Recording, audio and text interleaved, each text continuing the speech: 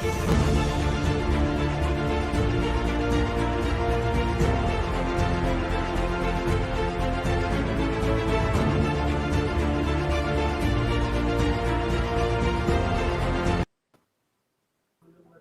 hello, assalamu alaikum. Once again, welcome to on our show on Gum Football Fans TV. Binak, we are doing a pre-match show with myself here and Sanna Yaffa and our brother Edirisa Sonko. The Diamola Gambia game on La Sama, inshallah. Hopefully, we'll get to the next stage.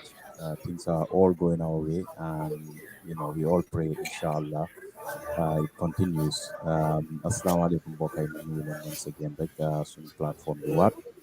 Dylan, welcome in Yip on the eve of our fourth round of 16 games in African Cup of Nations. Ñu ngi ko push ñu ngi push inshallah ñu ngi ñaan pour ñu mun a cross to the next level. Di leen welcome yéen yëpp. I have Sana Yafa here and of course Idrissa Sonko tamit join inshallah. Looking forward to a very very interesting show. Duma sori rek ma bàyyi rek fancy dugas naka suma gan bi dugasi mu nuyu fancy and then we go into the show. It is Assalamu alaikum. Welcome to the show. Of course, history is made, and every game is history for Gambian football.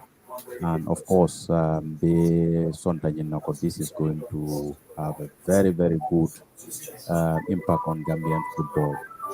Nyebula Droy Mol Kontong, then Isinadum Kaja. Assalamu alaikum, Lamin. Barakabake for having me on the show today. Be kontona, be sana kontona, be bading Gambian ko be kontona mel be Gambe banko kang aning banko e bantaka.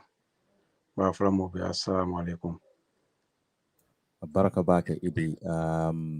Nkai Gambia bedamen abe international stage la sign. The history safen nesang and in fact every game is history for us. So Molman Bokal told many alonko you have started or even Janal told many dati up till now ngalom Gambian al bebe kontano share kanne. Nyebula Droyela feeling expressed about Gambia's first appearance and our performance in this first African Cup of Nations for Gambia. Lamin ko ya fo nyamin rek Gambia kay history started ka safe bring qualified. I think that's when it started ka history safe. Bira bota wala fanang ndunda tournament on inkono with Bismillah Rahman Rahim. We continue to write that history, and from that first game to the second game till the final group stage of the game, we keep writing history. So I pray we continue ngata all the way for ngata final or nyadi ala inshallah rabbi. Ko ya fanya me kontano warata Gambia dingo bedo momo mu Gambia noti yinko akontano warrior because I think just shortly before tournament on investor la nale a platform sort of and I was emphasizing on what NIMF AFCON can bring to the Gambia. Mm-hmm. This is not a surprise to me because our last Jota anyway, it's gonna be our first time, and Mbakela for experience reasons, but Gambia like game against New Zealand in Dubai. The nga quality o team can take us anywhere and so and it's happening right now, and I pray that continues. So it's not a surprise, and mbe boys all mbe congratulate lamba flenko. Keep going. The technical staff, the coach, and everybody, FF, ministry, everybody, all Gambians, me be congratulate la. Be dualangata all the way to the final nadia inshallah. Inshallah, I hope nyorno la for final auto. Yan kopo inana. Alo ninga fo mo jama de kule ka fole yamra te pekende back. But No, I mean, yeah, Mantaje but, we went there for the exactly, competition and you have to be in it to win it and we are still there. So we hope we'll go further. exactly. Okay, more tough la ponya mara because Uh football ko nyambe kala butre ngoro. yeah. Abe katla da mo bo. Normal. Yes. So it's all about determination and fighting spirit. Don't let him go so. Yeah. So whatever, yeah, like, so we can go all the way. Nobody knows. You can never say never in football. That's right. Yeah. Ngalong Fanonko, obviously, Gambia going into this competition, preparation wise, it was not the best preparation that we, would have hoped for. But it was Bekola, coming up and quality member team, um, improve. Itandi molla ko. It doesn't matter preparation. We are ready to, die for Gambia kaitandi mol la ko laftale kan na flako represent bari mol fana be keri ne menu be even in the international stages ninga twitter nyol jibe facebook people are making comments and of course not really happy about the way Gambia is playing. I have to admit hanentol fangol fans sol menu ka jibe sometimes results are coming but sometimes nim football over caring need your fangol kala fi kole ala male but nonetheless, we are coming with the results. Yemunejo play nyato, and what do you want to tell the fans? Anyway, me follow what I'm fans all me follow let them be a little bit patient Mm-hmm. because it can nyina first time to go to the Africa Cup. Even though we have qualities in our team, Mm-hmm. we have some talented players in our team. Tournament, there is a way it can play, and every coach for a philosophy sort of what he believes in. Yeah. So if that philosophy is working for us and is bringing results, Mm-hmm. I think that's what you need. Mm-hmm. You don't want to go and play good and end up having a negative result or end up not winning the game. Mm-hmm. That's not what we go there for. We went there to go and win games. Mm-hmm. So either way, games with like, and all we are, that what interests us has to be to go further, to go as far as final. No Mm-hmm. matter how we play, no matter how bad we play, good football would not count, in Mm-hmm. my opinion. Good football it will not count. Wo be jele. So member count the 1 and 3 points. And what gives you 3 points is the tactic and the formation and how you get the best out of players to produce that 3 points. I think that's the most important thing. So until appointment on world day, I think we have to take the positives out of these games, not to focus on playing good or playing bad. No, what counts at the end of the day, what is gonna get us? Me and Sampa qualifying to the 16th. It's not play good football. Mm-hmm. It's winning games. Mm-hmm. So I think we have to focus on that, and we back the technical staff, we back the team the way they are playing because that's what is bringing results for us. That's right. Janimbe one more thing. Tonyalam, good football is not going to give you results. But mbe kamanda nenko mbe yole kanon ko malalo play nya sifala moja mama hakilo tunto because to many Gambian dolben na bago landi la dronga sikanga murkotek in the competition. Jamali ole mirano. But the way we play our football, mo Jamal Monel. Uh, Now competition is getting serious on every game. Nkanadu mhm. nyime konote.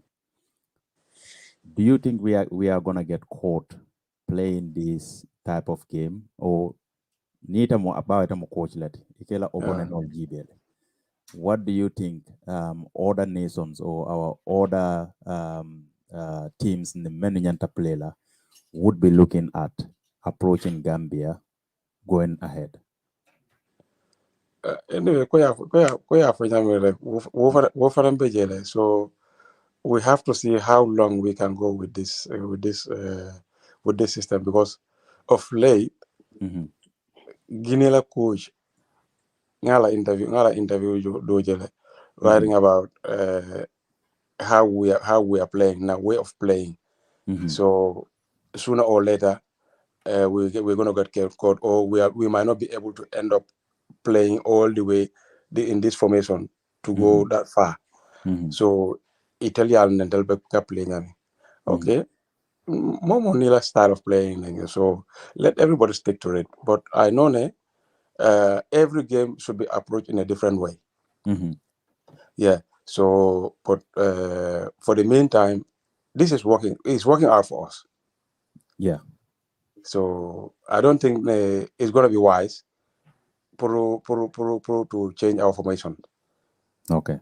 What the case may be. So we have to see ila opponent la weakness moment and try to exploit that. So it a strong point. It can wobble because more you work on your weakness rather than your strength, living your quality.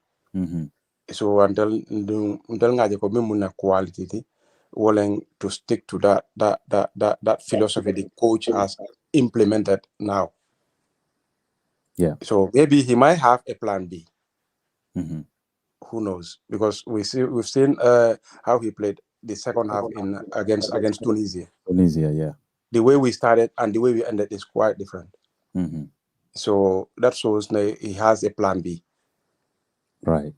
So it's better also sometimes to watch your opponent, what they have, and you try to counter it. Right. So football is a game of chess. Yeah. A game of intelligence. You have to try to see how to manage games on the game day. That's what wins you games. Game management. What your opponent brings to you and how you're going to react to it. That's right. That's a very good one. Good analysis there. Assalamu alaikum. Aziz, welcome to the show. Waalaikum salam. Lamin. Jërëjëf waay. Ma ne maa ngi nii tey moom for now a pre-game show cannot be better than this one. Ñu am ñaari legend yoo xam ne they have been there to the highest stage. Ñu war a ñëw toog tey war a analyse the way Gambia have been approaching their game and what they should be doing going ahead into the next game. I think this is, it cannot be better than this. But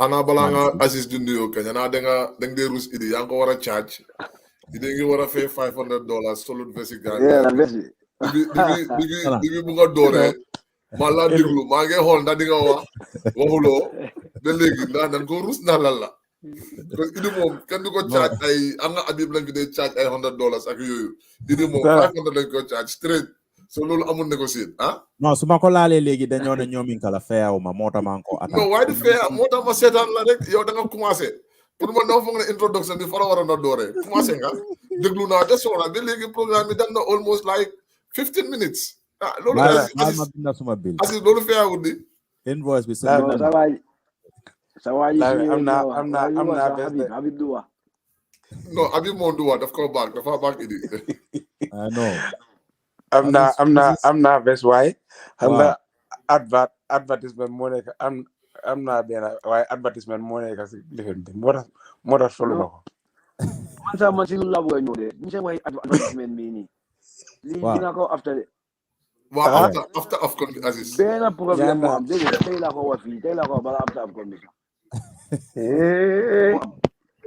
problème moo am ma jax ñëwal ñu ngi jël xale yi ñu ngi leen solal officiel di ko dugal seen page officiel bi lan moo tax xale man naa ko gars yi amuñ contrat bi officiel te amuñ contrat bi officiel bu ñu lay use su gay bëggee ñoom su gay bëggee lu leen ne dañ dee dem uti ay sénégalais au feneen dem ici ñooñu jox gay advert lan moo tax mu ñoo jox ñi advert ñu fay gay raaraate la ñu bëgg a naxee bi jël seen biir soo leen am seen gay taxaw rek ñu leen nataal di ko dugal seen page yi.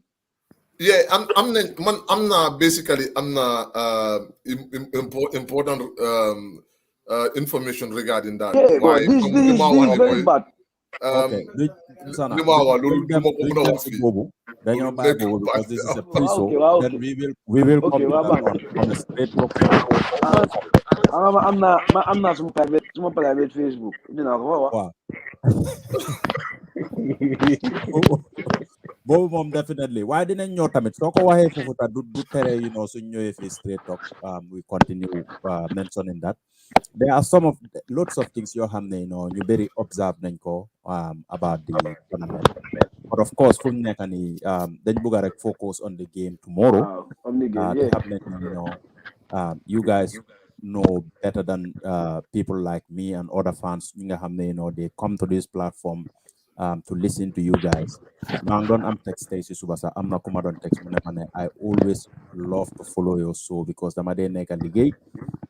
you keep me company. You teach me along to know about Gambian football. And he made a specific mention of you as his. He loved listening to you. So it only tells Lunyo Defi, you very, they are enjoying it. So why you do about the game tomorrow? Come no don wax idi. You very ñu criticize ak ñu play. Why already hamna ne yenen team yi fuñ nekani they have already read the way Gambia is playing. If they were not, but now they will be focusing on it. Guinea especially. Law fogg ne suñ approach bi lool la wara neka towards the Guinea. Mooy lu idi wax rek man from balaa tournament bi di door wax naa ko ñun mënuñoo dominer mënuñoo play benn team ni dominer la so coach bi li moo def mu ngi woo ñun ñëpp coach bi du change nit ki li nga def mu jég la doo ko wécci waaye leena moo nekk lu fi nekk di wax rek nuñ def defene then they defend as numbers suñoo attaque dañu war attaque as numbers at least suñu amee four players si kaw benn ma problème moo nekk benn midfield player bi dafa nekk box to box kooku dafa li jegeñ suñ four players yi loolu moo tax striker buñ mën a dugal badamosi ku mën a start la mun bolo soo play 60 minutes da ngaa soona because yow te ne yaa nekk boobu da ngaa nekk di daw soo play 60 minutes yow da ngaa soona te gis nañ suñu attaqué lan leen de am maa ngi mu ngi wax lifin plan B ko bi am na plan B ba am na plan C because of ko moo la gën a xam ne su fekkee ne yaa tere ko suñu su bëggee góol xam na lan def because of dafa bàyyi Assane dugal Badamosi dugal ay forward yow ay strikers ñu jegeñante ñu play suñ jegeñante dañoo mën a play te suñ play dañoo mën a am dara gis nañ ko suñ game si yëpp suñ poussé dañu am dara suñ amee yow team muñ mun tos ko yow suñ los ko yowoon boo nekk win la kon man awma problème suñu coach si di wax from Mauritanie Mali Tunis Guinéen bi mu ngi wax xam ne ñoo play fine ñoom sax su leen bu ko gaay xam waaye xam nañ suñu play sax xam nañ ñoom naka la coach bi wax yow gaay play ñoom ñun sax ñun loolu suñ preuve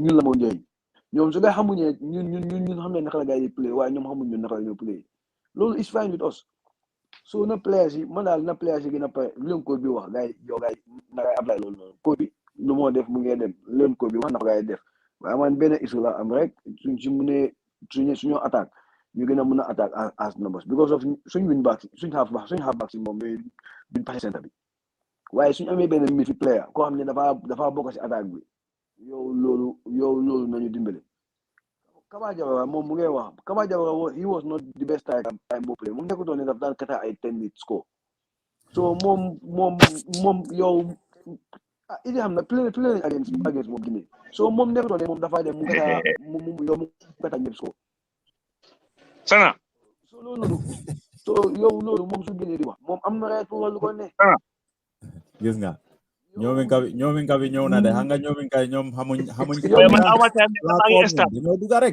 duga na de lii laa doon Sana wax si ñoomin kay baalal leen ñu de ñoomin kay boy, man aw ma time man tey maa ngi start de so tey moom du ma mën a ñëw. Eh bro Wow, after nga Musa. update nga call nga update ñu league results yi. bu leen woor ngeen baalal ñu Mane. ñoomin kay la Musa Potu ñoo score early goal might be stop because Lampay taluñu woon so Lampay ñëwaat nañ so we are back. Okay, good luck. Potu 1 Falcon 0 so we are back to you can see. okay All right, good luck. So tey moom de maa jigal man. okay All right, good luck. Good luck to you, Musa. all right wow thank you very much for the update comme nu ma leen ko waxee last ñu game process like always ñoom pour ñu mun a bokk Aziz game you play against Guinea yow yaa fa woon biir Guinea de sorry Idi ok fooguma ne mu ngi laa dégg waaye sa mic bi mu ngi dem si volume baa ngi wàcca de xaw ma ndax si headphone bi la xaw ma anyway dama bëggoon a ñëw rek pour ma laaj la loo doon wax noonu nga ne gars yi naka la tuddaat ñun suñ attaqué we always get something out of it ñu bëri si ñun ñetti coach laa fi xam you guys know more in the game than I do ak ñoo xam ne ñu ngi seetaan platform bi léegi nii why do we have to then allow people football teams to come to us when we know ne suñ attaqué we always get something out of it xam naa ñu bëri dinañ laaj question yu mel noonu why can't we go and attack and get what we want and then allow those teams to come then you beat them to counter or whatever you guys are the coaches why can't we do that Aziz no man suma issue bi mënuñoo ñëw match bi doo ñu génn xam nga benn problème lañ am man coach bi awma problème ak ñetti multiplication de play man fa moom ñun si tournament bi man ab préféré naa ñu play loolu noonu mënuñoo ñëw suñ dooree play ñu génn nañu score te suñu njëkkee score rek dinañ am problème lu mu dee def bana waxuma ne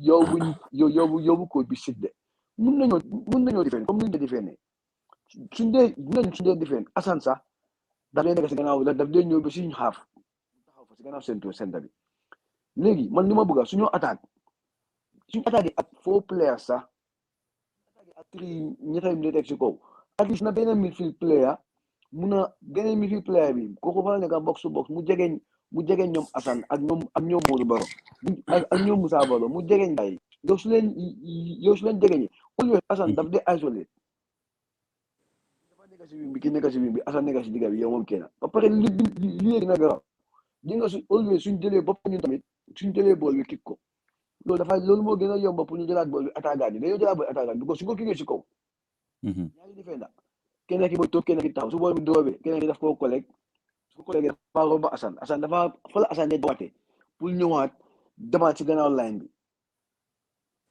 foofu noonu dafa bari so at least against man against Mali li ma gis naa ne boobu noonu dañ dee try ñu am bool su amee bool bi ñu passante ñu am 4-5 touches Malian si faaw ñu game bi stop ñu am seen pieces ñu play man yow man suma gis-gis loolu it was man du ma gis that day 45 bi yow luñ play man gëj naa gis Gambia ñu play loolu noonu because of ñu doon play at least ñu ngi possess ñu ngi make ay fouls ba pare ñu ngi play guys seen half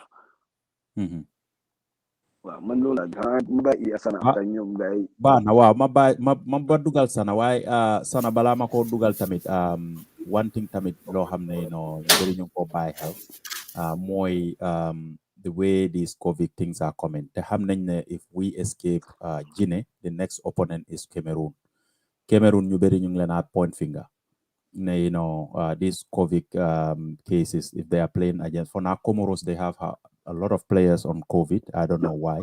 I know you're fake. Okay. Well, then Cameroon, that's fine. Cameroon, you're fake. I'm saying that's why this law. Okay. But that is worrying. Lolo is very worrying because obviously Kuwara meet Cameroon, right? They will find a way to try and do something to make sure they get something out of that. Why balama buy ki naka idi munyo si Lolo ma buy sana tamit muduga, maybe he has something to say, then we can go back to that. Yeah, no, I mean, Jerejef, it's good that you know, the more chance to move because you know, we've been on this platform to talk every time. But just do it as is well. We will all agree the fact that we've been saying this. We are not a team that's going to dominate our opponents for the greater part of the game. Lulu yep ñun d'accord nañ lolu. But football strategy la, you know, and then it's everything is perfectly working for us because we get what is more important to win games, that is to score and the part get defend well as a team. Can do question the game plan but could be in the because that is what he believes in, that is what he wants to do. If I'm no assist wa, then you buy it's not like that Tom doesn't have a plan B. Tom I'm not a plan C, sir. He can twist the game 2 or 3 times, but this is what he chooses to do. Okay, we as coaches in fuck no respect Lulu, and but the only thing that we as far as I'm concerned, every formation there are pros and cons, you know, and you have to look at those pros and cons in a different angle, in different situations. Football game, you prepare your game based on situations you have. Even coaches in your trains, they are going to bring in scenarios of their opponent, what they expect in the low line, you know, the way they lay out, the way they're going to attack, the way they're going to switch from the blank zone. So all these things are things you have to put it into consideration. Now you get play opponent, we will agree that they will have a greater percentage of the ball. What are they going to do? Are they going to leave wide players? They will stay on the wide side and try to whip in crosses. In fact, could be try to deal with the situation. First game, he has dealt with that situation perfectly well because OJ and James have dealt with the crosses that are coming up perfectly well. That is understandable. But for how long would we continue playing in you invite our opponents whipping crosses on both left and right, you know, and the thing here is one of the most important thing here is that time transition. When you lose the ball, the moment you lose the ball, if we are going to lose, when you win ball, then you immediately lose the ball back. It means that we will spend the greater part of the game struggling to win the ball. You know, if we cannot keep possession, it's good. And this is where assist is coming. How do we keep possession? Once we have the ball, that unblock me. So block me, we play tight to each other when we lose the ball. But when we win the ball, we have to open up. If we want to keep that position, why it seems like the Gambian team will still stay. I mean, we are not quick in coming out from our danger area. And that is something that Lulu Mota, as is emphasized. Once I've said it, we need a player that will come a little bit closer to Hassan because the first point of contact would be either Hassan or the wide players on the left or right. If he don't have any player close to him, the tendency of lose ball is very high because 2-3 players they will just go quickly on them to make sure that you recover ball. You know, and to recover a ball, all they will try to is keep the ball. So we have to regroup again, try to win the ball back. So in fact, we have to come up with strategies. That's we can only come up with our opinion. We think that once we have the ball, if we can have players acting quickly, you know, to open up and defend, we switch, you shift up, you know, you go higher up on the pitch as well. The farther distance we close down. So this is something that you think if you have to play this system, as far as I'm concerned, there are a lot of things that you have to put into consideration. You don't lose the ball the moment you win it. You don't do that. If you do that, you're going to spend the entire game defending, you know, trying to win the ball. And it's not like we don't have quality going forward. All the 3 games in play. Anytime we move up, our breaks, if you have to cut them on the break, it's always there's a feeling around set and when we can have that 1 or 3 times, we can have something positive from the game. So that means we have the quality going forward. And no, for me, the coach has to stick with what he believes in. Because this is what is working. This is what is working for us, and we have to stick to that. The composer is great. Teamwork, it's excellent. You know, the players are watching each other's back, and you want to go playing against big teams in that formation. But we need to be much more ruthless if we are going forward. Sana very good analysis yemenkije mbe menkela drombe idi dundilale because mtanen la moda jamal be jantol be karangol. We have 3 coaches here coming up with ideas of the game. I think that's just good for us. It mbe fanambula later maninka counter because as is ning sana memfojang is very important and la moda Seattle. If an observation auto in the game tonya comme birimba kacadat la nga fo nyame non tol dol men mang wolom pape ninga kodol jape ke kan game ko no high blood teal kala fi boila so so maybe some of those things if an answer explain no fans will yen pro is understand no like sana appointment ma ning me defending sifal nyanta kala nyameng to keep possession if I explain more la observation okay tamane the Gambia line pass game will be and see improve no to nyadi ko ya fo nyamin rek assist ning sana ya fo nyamin rek abelari wol nyama but coming to assisting for about Kaba Jawara guy la coach emphasizing okay he know how Gambia plays Gambia wo mind game like this, so we shouldn't even care about that much. So it tell the Sierra dollar right now than tell us Sierra. Don't being the underdogs, being the starters, being the first timers. If other big teams like Guinea, iki hakilo tundolo nini kanabe because to tell you the truth, in the time Aziz can tell you, we only lose to Guinea only once. And the following week, when we lose to them in Gambia, 2-0, the following week, after 7 days, we went to Guinea for the second leg and put that result straight.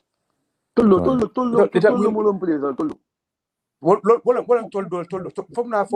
Told the first time and put Munyosa at the national team actually. Right. Because then play Gambia, guy do 2-0. So after 3 days, new of them, pardon bomu favor. So we had to call Toldo early in the morning, 6 o'clock, from bed to pick him up from Lamen. Put night well, on the first time to Toldo in our national team. And then after that, we went to Guinea.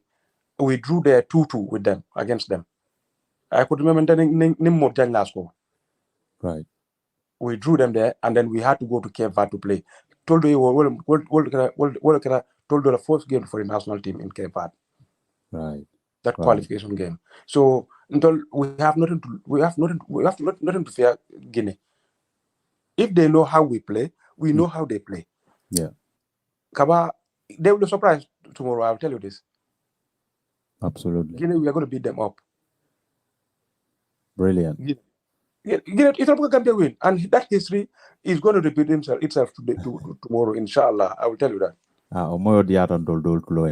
Yeah. Coming back to the what Aziz and Sanna they are elaborating on. Yeah, that's how the situation is like. So, but for the meantime, we have to respect the system and the philosophy of the coach a little bit. Because things are working out for us.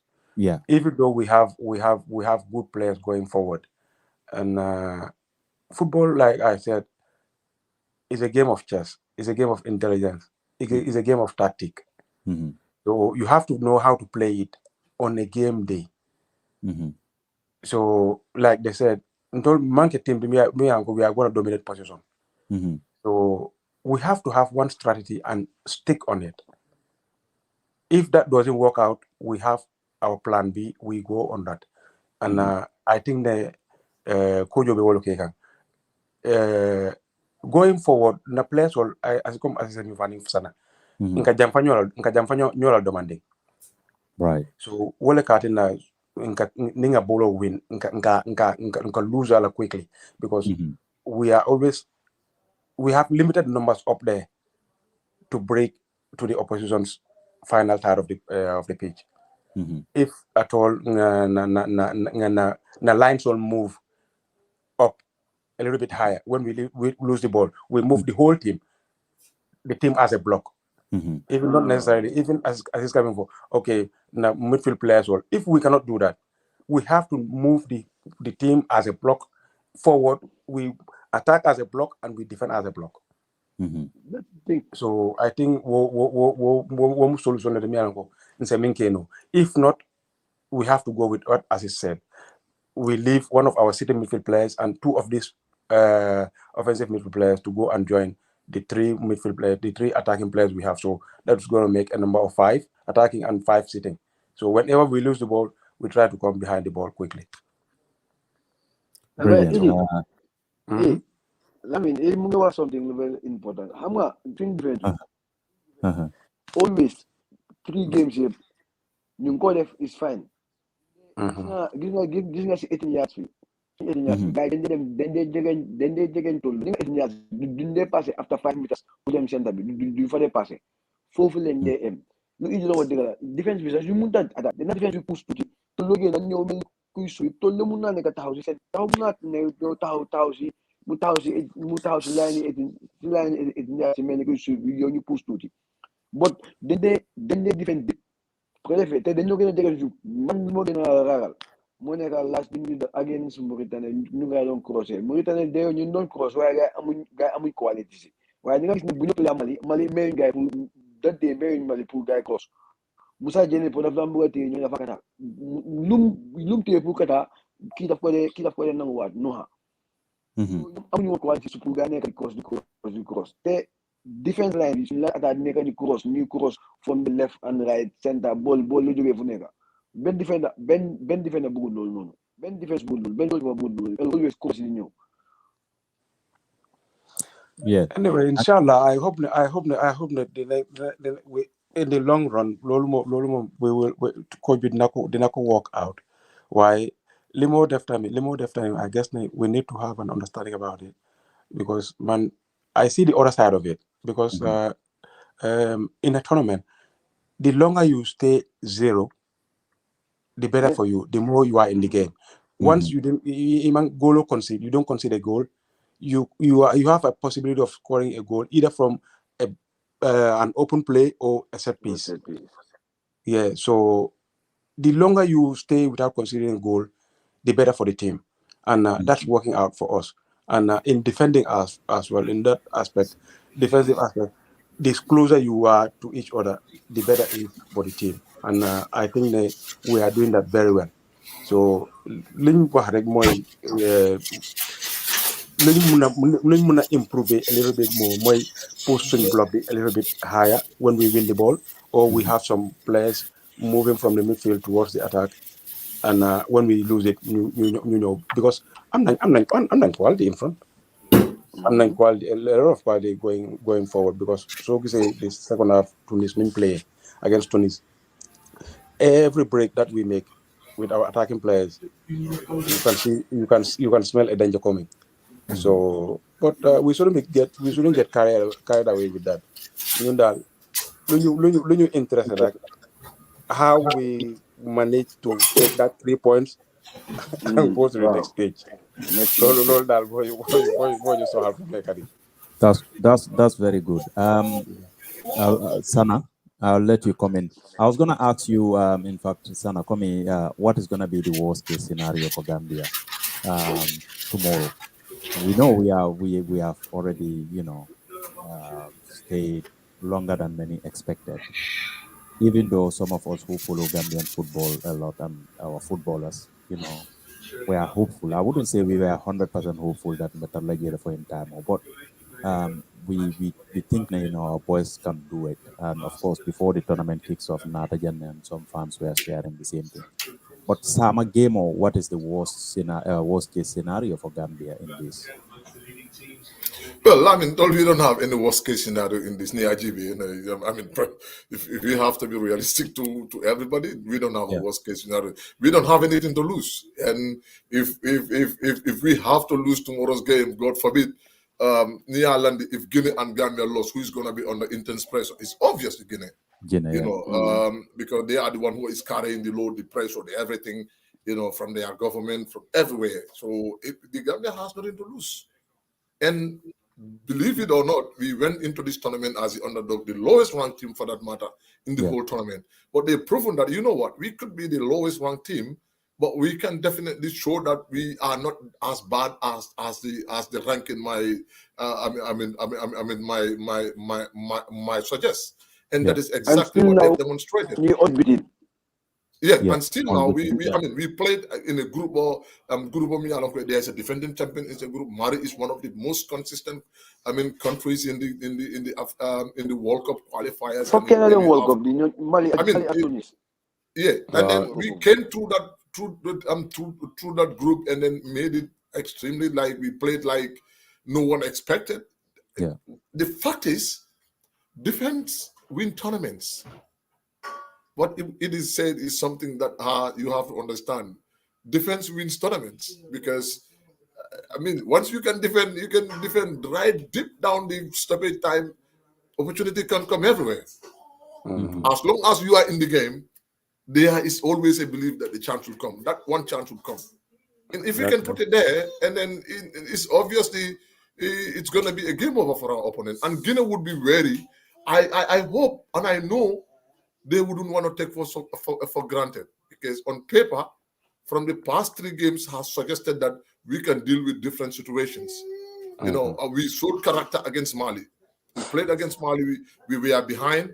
The team came out, showed character. Even though we conceded a goal from a spot kick, we don't concede any goal from open play. And this is one of the deficiencies Timo Minsotono prior to this AFCON. How we deal with our set pieces, you know, we tend to concede a lot of goals from set plays, you know, from run of play, and most of the time, I think one thing that the coach definitely works on is the composedness of the defense. Until depth, we always have depth, Mohamed. We always have depth on the defense. Always we have depth on the defense. That is, we have numbers. But the issue is going forward. That's what we don't have enough depth, and that is one thing that is improvable. We can definitely improve on that one, and the coach has definitely did his homework in that aspect, because Nigeria, the team, considered a lot of unavoidable goals prior to this. And then we both talked about that, but we have seen that that has been dealt with very well. Because the team has not considered a goal in open play, which is very, very, very positive. And that is something that they give Okaro. So if Guinea has to look at the statistics, you know, we have 32%, 38% of ball possession against the 3 opponents we played. But look at the chances we created. Yeah. Look at the chances we created. So no, Guinea in fact, ball possession doesn't win you games. No. Yeah, absolutely. No. If you look at a game against Mauritania, they had a greater percentage of the ball, but we created very good clear-cut chances more than them. You came to Mali with all the possession they had. You know, we had 2 balls that hit the woodworks, and I think we have one. Is it OJ Lembang, OJ Ning you know, that could have been a goal. It's like Solmar. It's like those are open me and Uncle Vicky. And one thing is, the team is as well creating chances. Yeah. So that is something that you will, when you look at it at a different angle, Guinea coach will look at it and say, no, the team might be a defensive team, but they're creating chances when they're going forward. They are direct. So That's the most important thing about football. Exactly. You might be keeping possession, having possession, but still you don't create chances. But once you lose the ball, your opponent team might be direct, reaching to your goal the next minute. Yeah. So, when they look at it, they would say, oh, you know what? It is not as easy as we might think. It's a team you don't even know. They don't have to know how we play. That is okay. It's very okay for them to don't know how we play. But we know how Guinea played, and we know what we wanted. You know, I hope that they wouldn't treat us like, okay, you know what, then force it. If they do that, they might end up regretting that. You know, yes, on paper, I will agree. Guinea has a good players, they are physical players, they are experienced, but hey. Guinea, Gambia is the toughest team to beat in this tournament. Oh, we have demonstrated that. Yes. And Mali ñoo am better team than Guinea. Mali, they have a better attacking quality than Guinea. Than your than Guinea. Their team, yeah. You know, as far as I'm concerned, the thing is when I look at the players in a post-match interview, and then they happy being the underdog. Yeah, it's good. That is great. That is very great, and that is motivational. Lol, that's less pressure. It lifts that pressure on you.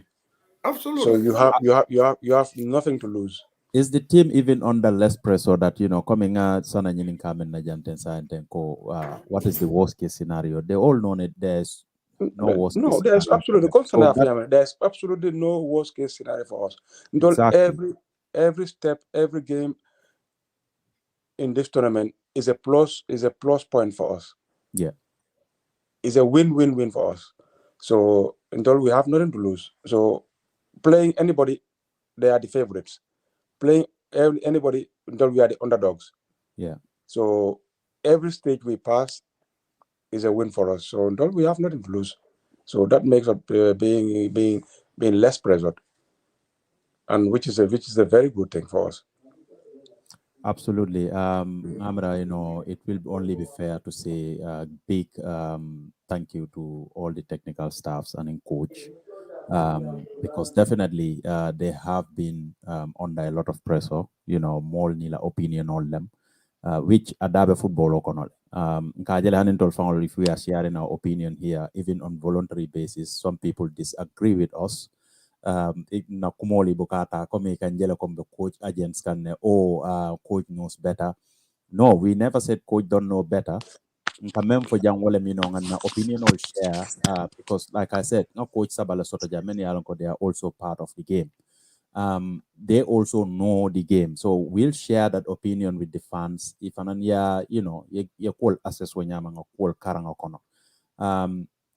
And of course, it all like me be luring touchline okang. If things go right now, everybody is praising Tom, but unfortunately, not out of the other way, which, you know, God forbid we all don't want. He should be taking the blood. So right now, we just want to say a big congratulations to them, keeping it, you know, straight and keeping it real for the Gambian fans, and of course, Aba Gambia United can. But Gambia moving on each of these stages.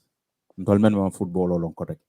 Now, I think I'll ask Aziz on this one. Aziz, Gambia them Benin level in this. What gains do we have in this? Lanlali mean to Gambian football. From now on, any stage, I think definitely there should be something for any team that goes to the next stage. And what are those things? Those things. Bala ñun buñ qualify rek. Something. Match ball win something. Point ball is something. So, but without that, sir, our football from Gambia. Yeah, that's right. You know, like Gambia, I have players. I'm not experienced anymore.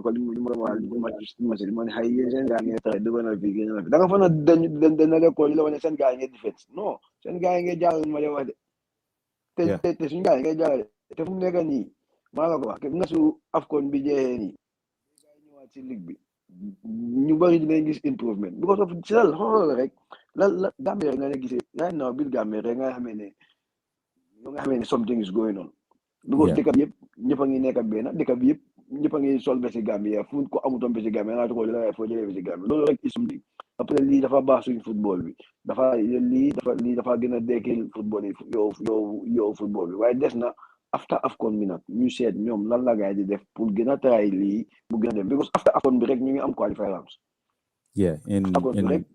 in match is it June? match rek match ñu ngi am match ñu ngi am match bu nga player so fu nekk ni ñun dañ ba pare leen wala players yi dañ dem ba seet baa bi yow mu high. So we don't always dañoo pare ñun ñëpp fu nekk Gambian si dañoo expect always every time dañoo def Yeah. AFCON. Every time dañoo def yow dañoo dem yow dañoo dem yow dañoo dem AFCON. Ba pare moo nekk lu ma doon wax man li ma gis ba pare maa jël léegi Mali ñoo gën a am Guinea team. Mali with their midfield.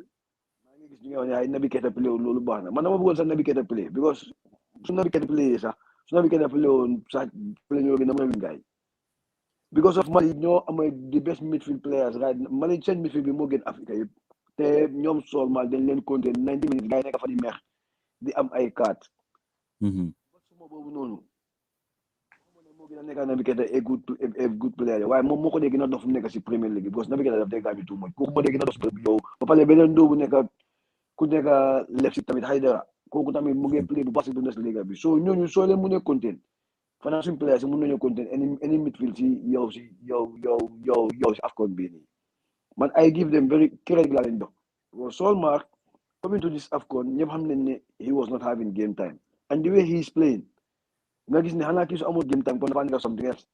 Yeah.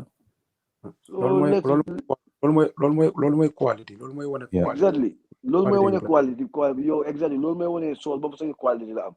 lii dafa baax si suñu players yi ñoom ñëpp ay man bu nekk lu ma wis rek AFCON bi jeexee ñu ne kii dem na si team mag ki génn team mu nekkoon mu ngi dem si beneen team ki dem na si beneen team loolu rek ñun ñëpp loolu la ñoo wis national team bi gën a baax ñu gën a am team suñ team bi gën a taxaw soo gisee ñu dem si premier round si nekkul ne AFCON bi yii yëpp dafa xamu noonu balaa AFCON bi la ay nag duñ daan am test game su doy ba pare suñ test game suñu nekkoon di play ñu nekk di ko lose loolu yëpp moo tax loolu moo ñu yóbbu si premier round si but it's not AFCON bi su fekkoon ne after AFCON bi la ndi konte yow ñun waxuma la dañoo si as is baax na nga laal si foofu for now it's very good for people who don't know preliminary rounds ak lan la mean for now if we can enlighten the fans a little bit about it Gambia ñu ngi performance bu nice bi how come we are going into the preliminary rounds ñu bëri xamuñ why do we have to do that so it's very good that yaa ngi laal si foofu.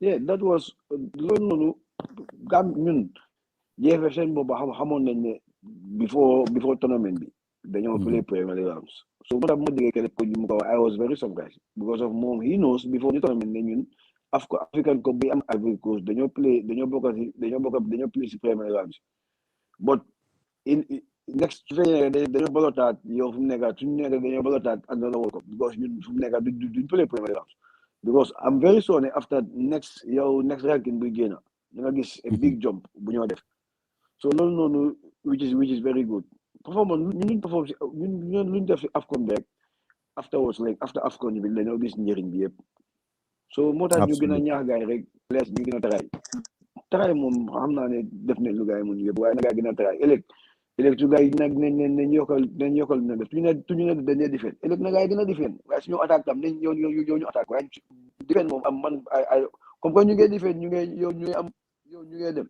léegi ñu ñëw first time rek ñu war a dem quarter final. Yeah. Sanna waaw ma isi Sanna foofu rek because comme nu ma la ko waxee waaw go on Gambian si dama def fàttali na soo ko seetaanee Gambian saa yu demee Gambian team saa yu demee si tournament dañ dee def very good even under 17 under 20 saa yu demee tournament dañ dee def good. This past few years sax suñ tournament yi ñu ngi baax sax de depuis gaay buñ demee Sénégal jógee foofu fan ak buñ demee Mauritanie semi-final absolutely tamit mën na dem semi-final past few years final la ñoo ñaan final rek waaw final ñu am suñ gaay ñun su fa gaay eggee ndax gaay dañ fa egga sax ñoom duñ dem de ñoom fu mu nekk boppi Aliou Cissé bi la gaay bëgg a toog fu mu nekk you see ñun we are playing better football than Senegal because Senegal ban façon football la nekk di play ñoom seen football bi dafa kenn xamul ne dañoo attaque football bi ñoom tam seen football bi dafa dëgër benn façon nit dëgër we shouldn't be that worried, So let's come into bala sana dama la sif. Yeah, go on. Bala nga dugal bala la dugal because Lamin question them like is a very big question. It's a very deep question because twin last platform if we one you going into this AFCON and doing well, it means a lot to that country. Absolutely. As a whole, not only in football, but tournament the first it sells Gambia in the world international market. Yeah. ñi amutoon Gambia démba ñëpp xam nañ Gambia tey. That's what football does. Moo tax la maa doon emphasize ne government bi am nga dañ let players yi down balaa biñ qualify tey waaye just shortly balaa ñoo dem gis nañ a different lu président bi def put na that record straight. And then impact bi am bi loolu am si AFCON bi léegi performance bi boy si def guys they sell the country as a whole.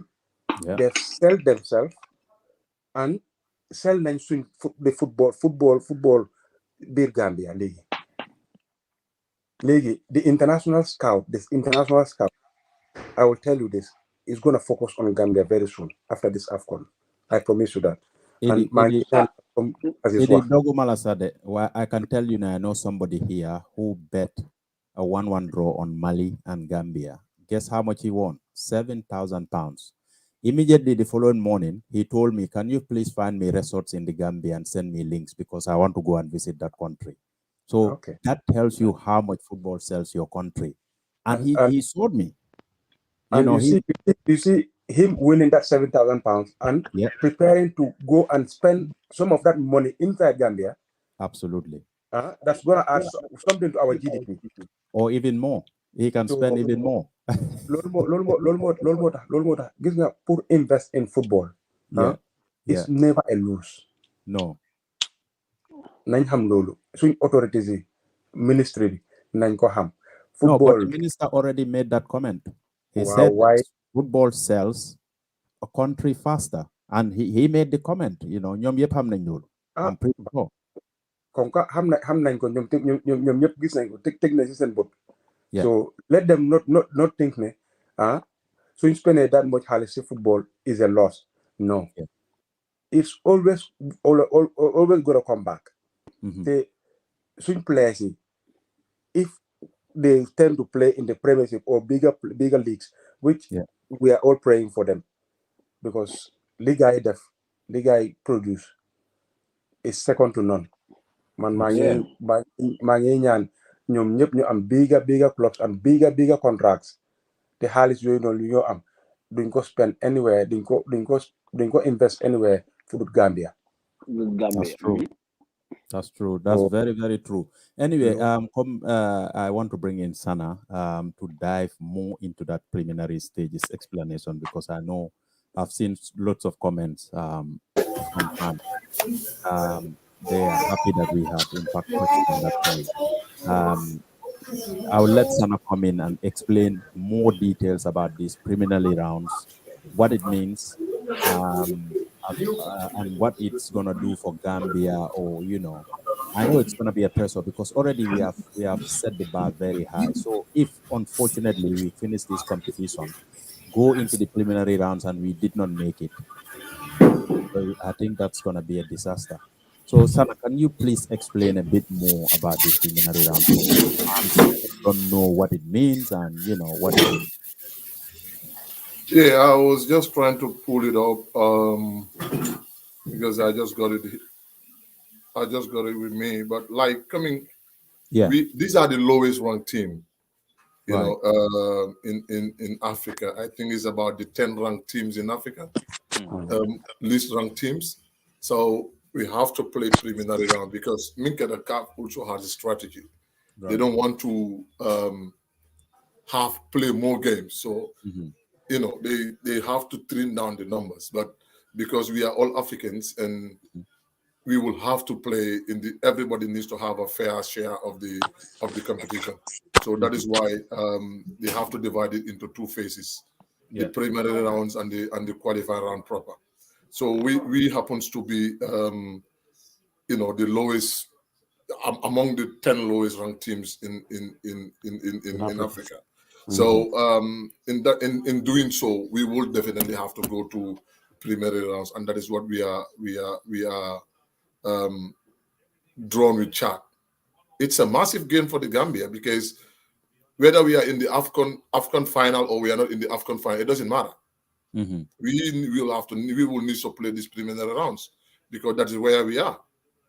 So this Sonko, the importance of advocating on our international test games, government investing on the team to play all the FIFA transfer windows. This is what we were advocating. This is why we don't have to play with an under 23 teams and we'll get whipped up. And then this is why we need to play with serious countries. Alonko, they're also fighting to better their ranking. You see, there are other countries, they will want to play with the women boys so they can definitely work on their rankings. So I mean, this AFCON has given us an opportunity to set standard. Coming in the Yaffa, as is Yaffa. We've set the bar high now. So we need to have consistency. It is not always difficult to be at the top. It is not. But the consistency at the top, it is what is challenging now. So immediately after the AFCON, the challenges with the Gambia is how do we maintain that standard? Okay? And that is going to be the challenge to the coach, challenge to the players, challenge to the Gambian public. The one important thing is there, the Gambian fans. Aziz and Idin knows what I'm talking about. Yeah. Everybody is cheering them up now. Everybody is happy. Everybody is putting on red, white, blue, white, green. But let them go back to Banjul and play, try to play below standard, below what they can do. Yeah, it's gonna be bad. And coming, I always said it when it was difficult. I said, in the Gambia, I even prefer us to play in an empty stadium. I even prefer for us to play in an empty stadium than to play with fans. Because Gambian fans think that our Gambian team is even better than Brazil. So all they demand from our team is they have to win every game, irrespective of who we play with. Okay? So, I mean, that is going to be a challenge. And right now, I just pull it up. It's the 12 least teams in the CAF ranking.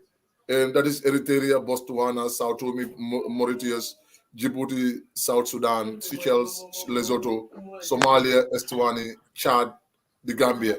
And these are things that we have long ago forget about them. Mauritania the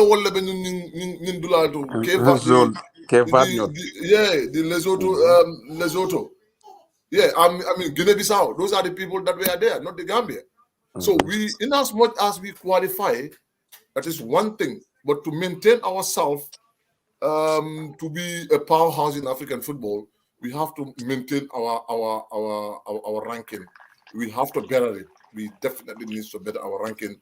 It is going to take us from these preliminary rounds, and that is the hard fact. Both in the World Cup and the African Cup of Nations, they all have preliminary rounds. So if we don't have an opportunity to get out of that, it's going to be difficult for us. And coming Yaffa Nyame, we have players right now. If I look at the Gambian team, one of the players that I think a lot of scouts will be watching at, Nimplayer Kilimbiye, Walla Fula. If they look at the fact that the Solmar is not having a club, he is having a club, but he's not having a playing time, they will have to have a second look at him. Yeah. You know why is he not playing? Yeah. Because with that quality of what Saul it's demonstrating now in the AFCON, he doesn't need to sit on any bench, especially when he plays in with Belgium. In Belgium. All right, you look at James, one of the best players in the Gambian team right now. Yeah, he's young, and look at his age. James doesn't even look like someone who's a debutant in the national team. Don't forget. James was playing with under 17 a year ago, I think. Yeah. You forget that tournament in Senegal. Under 20. Was it under 20? Under 20. Under 20, yeah. Just last year. Senegal. We were talking about James at the under 20. Remember the first game he played against Senegal and got that red card. We had him on an interview here after Exactly. that game. Yeah. Yeah, I mean, I think about this James I know from Greater Tomorrow, going to loan in Brickham United. I saw him grow. Mhm. I saw him grow. I saw him in the academic competition in Brikama. And Let me this go kid, James. this Let me kid go is not James. just Let slowing me go down. James. If it's an African Cup player, just a year ago, Yeah, about fully, he wouldn't believe it. but no, he And wouldn't believe it. he is not in this team because of luck. No. James No. is Performance. in this team because of merits. Yeah. Very good merits. He came with credentials. He captained the under 20, and you could show what he shows on that competition was total quality and leadership. The coach But has the first, trust in him. He the, brought But the, him on a Sana, first Gambian game. He Matar showed Matar everybody said that this could. about James when he was to captain the under 20. Matar was full of praise about James. I potential Jabal. So that was something, that's something to highlight about as well, because I had that to do Malay and ngani me that is our own Gambian brother me along he knew the guy has something, and of course he did. He proved it to the whole Gambia. Yeah. no, So Madara knew about him. He saw it. He saw that quality that Yeah, he's in him. Then I saw him play here when he came here. I was right. totally surprised. I said, no, this boy is going to be a big player one day. Mhm. Mm.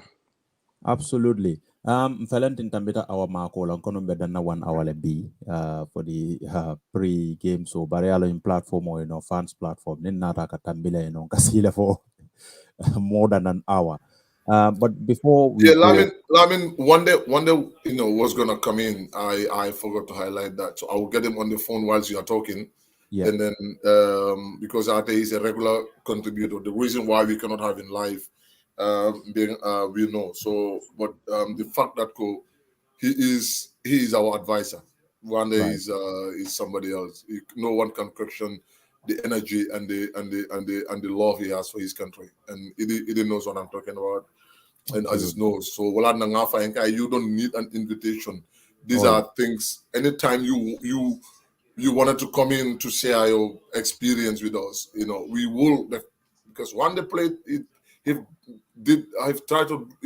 He tried his best for the country. He's a Gambia ex-international, and we have to accord that respect to him. And moreover, it's not only football. He's one guy who will always be supportive of the younger generations. So I personally, I'm grateful, and I'm so grateful. So one day Absolutely. is a great guy. One day brought us up. Yeah, They'll recruit in this football. that's nice. He supported us from thick and thin since day one for being Bedami. He's still supporting Absolutely. us. So Absolutely. Sananias Sanani for on the line. ongoing. We'll have him here. And then of course Nadundina come here and fire the manjari invitation all I know. Being at the line all yella fans all inshallah summer. Hopefully after the game. We all come back here and celebrate Konka Kenyameng. Every time we win and then we come back here and celebrate the victory. Bari jandimbe wande dundi la rek nge idibula ye kuma dantam fon na fan so because sana ku dantan le majang. He talked about the preliminary rounds. Me along ko it's about 6 games, is it? 6 or less, I don't know. Nyanta men play la. Anim fanang ning team all nata Gambia. Already we all saw that the support the national team is having. Ning competition all be carrying home and away games all. In team all nata Gambia. Sometimes fanano as fans ka weekly demanding ka player to give them that extra man behind, so that it's a game or someone to another level. What would you, because it are experience then assist ibe muna for la fan solely because already saying player le press or la ninkumu ya la fan sol le kan ya la authority sol kan saying press over wall le kan authority sol, like ministry, GFF, and then fan soul we have to support them, we have to give them that support. Authorities all, they have to help improve that sport. They have to support the team at any level. Ite muna sort of for the fans all when we come to these competitions. Anyway, fans will, the German fans will, they are always fans. So they are always on board when things are going well. Yeah, Jamal Because Bole Nyamat. yeah, as Yeah, if they are they yeah, are yeah, so there was a game Guinea game moving for it yeah, when we lost that game in Oh, Gambia. in yeah, Gambia. The fans were it jita na dumale na entrance ka dunin damin pour kata dress numor yeah. gal baby lorin jey dol ni lemu nol dol ni kurbe ñol no Fenduno a free kick score also. yes Pascal Fenduno. yes Yeah, lamin birin game o banda dami de yeah. entra lo to dano lo just di ko to dano ko to daw e ka fengo crosser rek roba ñing crosser Idi ita dum nyomin ko buka fere o nyama de jaran ka jumale sotinde. o lamin ntere ñaw Nah. nin tama fade kelen dunda dress no ko non billahi Yeah, fans they were so annoyed, they were so angry. yeah. I swear to God, never Gambia fans they being so angry like that. Ndel fo dunda dress no bay never nin tamali pa kelen dunda yo bar momo na intraje Sevo ida la titale ida teta ole lungo teta ale nya ku ngoy teta yeah from there Yeah. police will try pour kan evacuate kan dundi boso kono de Right. dundi boso mi pour kata hotel ila wala sa dade jato akafu agura akumo be la duma because windscreen boso windscreen ya bete Yeah, better. traffic Yeah. dame ya bete le prantero bero ka dum la bel so jato ka wurla ko al mo be la na nyepte da suuf I swear to God sefo abora jero be abora akamanda play Gambia ko na Guinea return game amanda play say that Ako is not going to play anymore. Nene in my life. I know Gambians yeah, defeat nene yeah, win nene. Hold But on, hold nene on, hold follow on. like football. The best time to be behind players is when it's not going well. Yeah. So that's one Very thing I good will tell point. them and let them put that at the back of their mind. They are always going to be 12 man.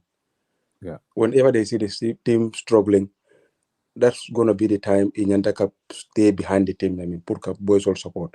And Abukata life is full of challenges. Mm-hmm. It's not always going to be nice. It's not always going to be going well. Mm-hmm. So those days, me and uncle, it's not going well. Inyantaka in Hakilorale, I still stay behind the team and we keep supporting them. That's my message to the fans. Brilliant. Yeah.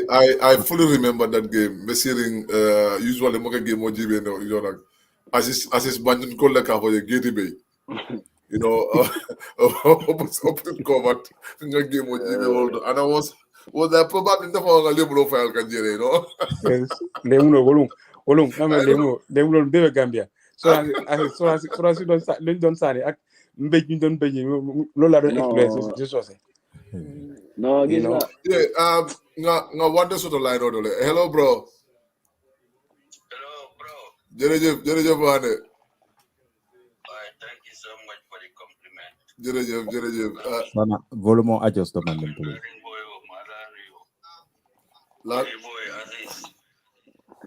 Angola. Jërëjëf. boy Njaay Ñëpp la dégg. Thank you so much for having me. Jërëjëf bro. ñu ngi discuss affaire yi game bi ëllëg. You know, we like we said, we just try to encourage the boys, you know, try to talk about the positive for tomorrow's game. Lan nga am pour sani boy because fu nekk ni ñu nga déglu especially you know sa area, you know, because loolu nekk na comme noo ko dee waxee the spine is part of the spine of the of the team. So what would you have to tell the boys? Because I believe most of them you get a certain program to go to group. Yeah, I think the boys they are doing their best. But they are working hard as a team, as a unit. The communication the whole agenda no more. Right. Because as it's national law, the people is too deep, closer to the goalkeeper. You is so plus there. It can go either way there. Last match you don't happen, then you look the So we should avoid those basic errors. Pregnancy how much you wanna stop crossing. You avoid unnecessary set pieces because what the France knows. She attack triple stop it. And you know the time you unnecessary powers. Yeah. The whole match is the referee CPU. We should see a relationship is coming against us. Right. Unnecessary cuts. So boys, let them keep their composure. You concentrate. Team B can take on the pressure. They can play without pressure.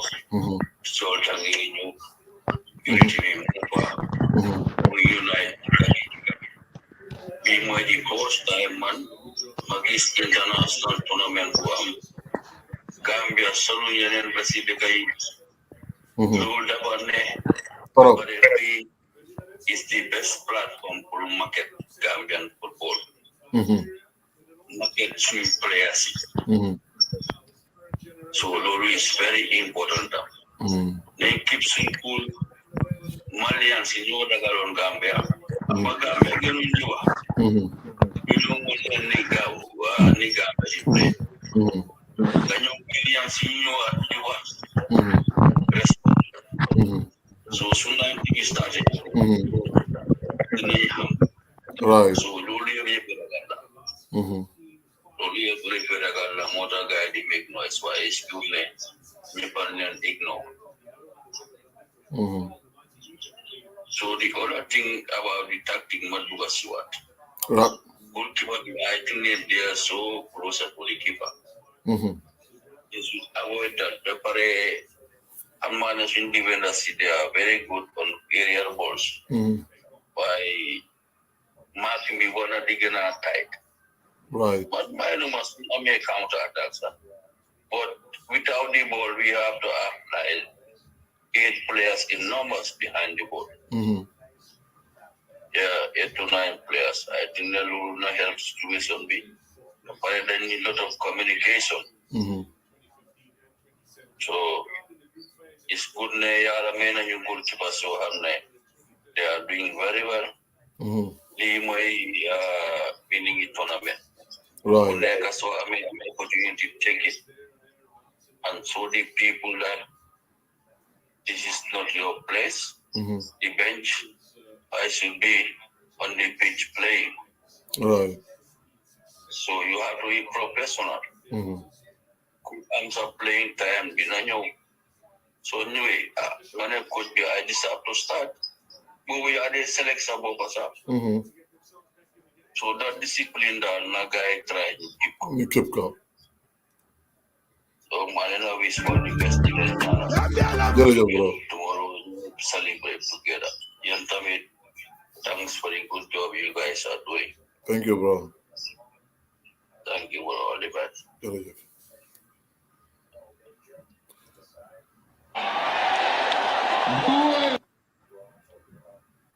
Sanna, thank you very much. Jerejef, bro, thank you so much for contributing. You are a member of this platform.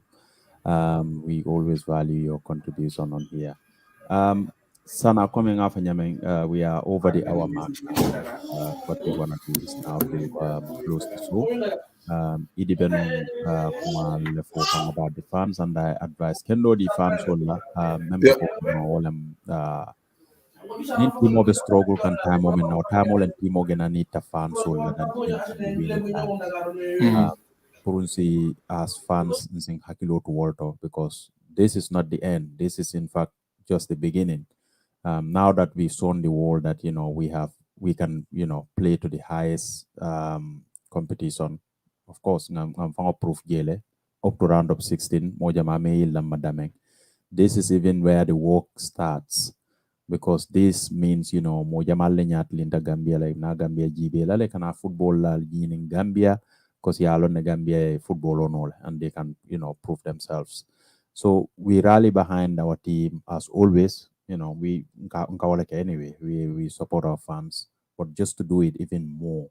Many are experience wala fele ya fonye idi fala bota fala nyejan sainteng. Ala experience when the fans were unhappy. Aman foto momo e Gambia la jasi dongo momo mo Gambia not you want to see Gambia progress. Mo kata picho kono kata je kata fair they all go there to give it their best. But football, kanale in both ways. Sometimes you win, sometimes you lose. Win, lose, or draw as a fan, inyanta itan nilela play la you appreciate them. So fanan we'll always keep advocating for that, because this platform always ngatwala for the fans or la platform lem nkanyo so idea la janne nkanna opinion or siya janne a bene respect ko kono bukat tra noma amanke politic platform tim bukat tra nyonen na jambe ka trafo kan Gambia so that wakandol fangol sawar ndile to come here to talk about football, and then of Absolutely. course learn a lot about football. But about so jam fatala science as is fanambula drawn to share his last words, and abamuna foresee come from the game tomorrow, and of course how is it gonna feel for of course how is gonna feel Nyamambe or on the barasala idea share no as is new bayra rek nga ñew sani sa last card yi ak suñ fans yi nga wax leen about the game tomorrow, what we should be expecting. At least you wanna calm down suma masi, because game mom so ame even though win be minu darasi team be especially the last game, I was still tense, and I know so many other people were like me. Louis advice about the game tomorrow for us fans and of course Gambian people. Wow, comme nu ko ñëpp waxee rek ñun benn problème lañ am comme suñu dee win Gambien ñoo amee problème bi suñu dee win dëkk bi yëpp ñoo dee win waaye yaa tere tere ko suñu dee lose team bi rek ñoo dee lose, so which is very bad. So ni dëkk bi yëpp ñëpp a ngi génn dëkk bi yëpp ñu ngi support team bi whatsoever happen team bi ñëpp a ko bokk ñu xam ne ñoo ko moom ñu nekk seen gannaaw lu mën a xew ñu nekk seen gannaaw rek because of loolu moom loolu leen ñun ñëpp loolu moo ñu wax nekk ni nekk si gannaaw team bi ñaanal leen ñu support gars yi loolu pour lu gars yi yëfi match bi ëllëg moom xam naa ne match du nekk match bu easy comme suñu yeneen games but yeneen games yi easy wutoon waaye at the end of the game ñun ñoo dee am ndam bi so ëllëg tam yal nañu yàlla defal jàmm rek ak lu mën a xam happen su leen neexee na gars yi am 90% ball bi sax ñu am 20%. At the end of the day, yow suñu winee ñun ñooy dem quarter final. Yeah, thank you very much, Asis. Sanna. Lamin, jërëjëf Lamin, comme noo ko waxee rek all we can do is to wish the boys all the best of luck. Tom, Alaji Sar, the technical team, Marong, everybody, and down to the captain, to all the players out there. Ngeen xam ne rek 2 million Gambians are behind you. When they sang that national anthem, people like me, suma doon dawal moto sax dama dee taxaw ma déglu ko. Because suma rawee duma ko dee seetaan. So, and it's always a very great feeling. It's a decade play, especially this 2021 AFCON. It is the best AFCON I've ever witnessed in my whole life. Because it is the only AFCON that I've seen the Gambia national anthem being sung at the AFCON. So that alone says it all. Like I said, the Gambia, we won. We won already. And we are just going to, improve on what we're doing. We have nothing to lose in this tournament. Let people think we are underdogs, but on the pitch, we will do our job. We will do what we can do. Gambians we are talented. And now this has already demonstrated how talented we are. Let's go out there tomorrow with a cool head. You know exactly what you have to do. That's the most important thing. Xam ngeen exactly lan ngeen war a def. You all sleep. You all gonna sleep with it, wake up with it. You are doing it every day. Dulu SCN. So just go out there, believe in yourself. Give all the respect ngeen war a accord seen opponents. But when you go onto the pitch, it's 11 men versus 11 men. They had their national anthem. You had your national anthem. And our national anthem is the best national anthem in the whole world. Yeah. So let's go there, remember the flag, that the red, white, blue, white, green, that's the Gambian flag. And we are going to defend that tooth and nail up to the last drop of our bloods, and whatever happens, we are behind the Scorpion 110%. This program is purposely Purian. That's the reason why we bring in Aziz, Idi, Wande, because they have been there. Yeah. And we just want to give an psychological support to all of you. We are behind you, whether you know it or not. We are behind you, and we want you to just go out there, do what you have been doing. You made a lot of people proud. They are in their sick bed. Yeah. When they hear Gambia won, do you know the feeling, that smile you put on their faces? I'm going to mer ñoo dee bàyyi seen kër ngi amee ay teexa seen yaram yi suñ déggee ne view Gambia win na, they don't even know, they don't watch the game. No. Because Gambia win na rek, they are on the street. Yeah. Do you know how many people you put in a smile on their face? I know you want to put a smile on their faces every game. Just go out there and do your best. That is the most important thing. We know you already did us proud. Yeah. But just continue doing us proud. This is an AFCON for the Gambians. It's not for any other country. It's for the Gambia.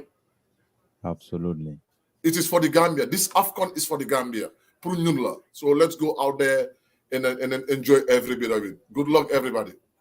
Thank you, Sanna. Sanna, I heard in Bara, walka wulle borim foloni batate nasi na nyini karo ko muna fama be kering. Yalon jaran tol ngalo no AFCON le be kering. So Larry, but when you're like Abib after you. Abib Stadium order, I'm sure he's watching. He's coming after him, Bidi. No problem. Particularly after Gambia play to be after celebration or let talk. Go on, don't wait. One last celebration. Ning Gambia win the Kabulo ko na fa bate ba ye fay. Thank you very much, guys. Thank you so much for watching once again. Thank you, Idi. Thank you, Aziz. Anyway, just to remind the boys that in guy musu ñoo win te guy do ñu musa win. Good. Guinea. So gisee seen coach bi Guinea di wax. Yeah. Dafa give a try to play mind games. So but that's their own strategy. So seen mind game. Let them not fall for it. It's gonna be coming back to them at the end of the day. So Mange congratulate technical staff bi. Well, now wish well from the coach to the last person and players it. I mean everybody to let you know ñu ngi seen gannaaw dëkk bi tànk seen gannaaw nda ak crew we are behind you, we are wishing you well. Yan la yàlla def ñu play game bi si jaama ñu win si jaama ñu celebrate ko ëllëg so be yàlla inshallah. Thank you very much, Idi. Once again, thank you, Sanna. Once again, thank you to every fans that are watching. Inshallah, Sama. I hope we will come back here and celebrate the victory, and then write another history for the Gambia once more. Allah baraka back and the Gambia no be danila celebrate Cairo kono, and be very careful. Celebration or sometimes now be caring. Some people go wild. But guess what? We have to be very careful because celebration of and we see some of the pictures and videos on how people celebrate it. I'll celebrate Cairo kono. Purunga nyon jama kalamuta na sasa tool fana menu beloptano to alay so jata kende ala menu ma kalamuta and we yin ko fight like to puriya kalamuta alama alay so arjanola alama ni tal jam fala nyola baflal be ko thank you very much. We see you tomorrow inshallah, celebrating the victory for Gambia. Bye now. Okay.